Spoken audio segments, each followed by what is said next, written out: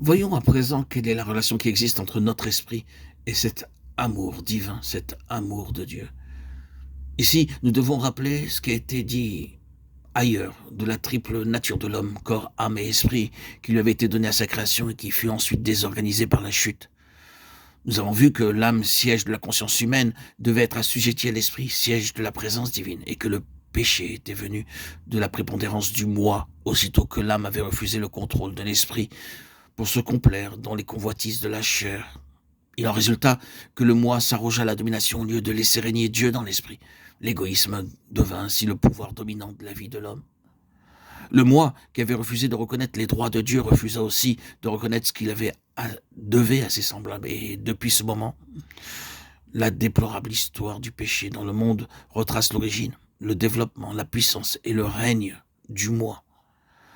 Ce n'est que par le retour à l'ordre originairement établi, ce n'est que quand l'âme cède à l'esprit la préséance qu'il réclame, ce n'est que quand on renonce au moi pour laisser entrer Dieu que l'égoïsme peut enfin être vaincu et que l'amour pour le prochain découle de l'amour pour Dieu. En d'autres termes, c'est quand notre esprit renouvelé devient la demeure de l'esprit de Dieu et de son amour. C'est quand l'homme régénéré laisse le Saint-Esprit avoir libre cours que l'amour peut de nouveau devenir notre vie et notre joie. À tout disciple, le Maître dit encore aujourd'hui, si quelqu'un veut venir après moi, qu'il renonce à soi-même. Matthieu 16, 24. Plusieurs ont vainement cherché à suivre Christ dans sa vie d'amour. Ils ne l'ont pas pu parce qu'ils ont négligé la préparation indispensable, renoncer à soi-même. Quand le moi cherche à suivre Jésus, jamais il n'y réussit, car il ne lui est pas possible d'aimer comme Jésus aime.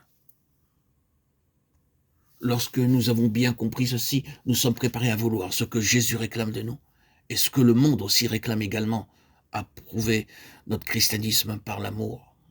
Le changement que nous devrions subir alors est si divin, l'affranchissement du moi et du péché est si complet, la présence de l'esprit d'amour est si certaine et si réelle, et la force qui doit nous faire vivre est si puissante que l'amour devrait déborder tout naturellement de la vie nouvelle de chaque croyant, et se manifester par l'accomplissement du commandement nouveau.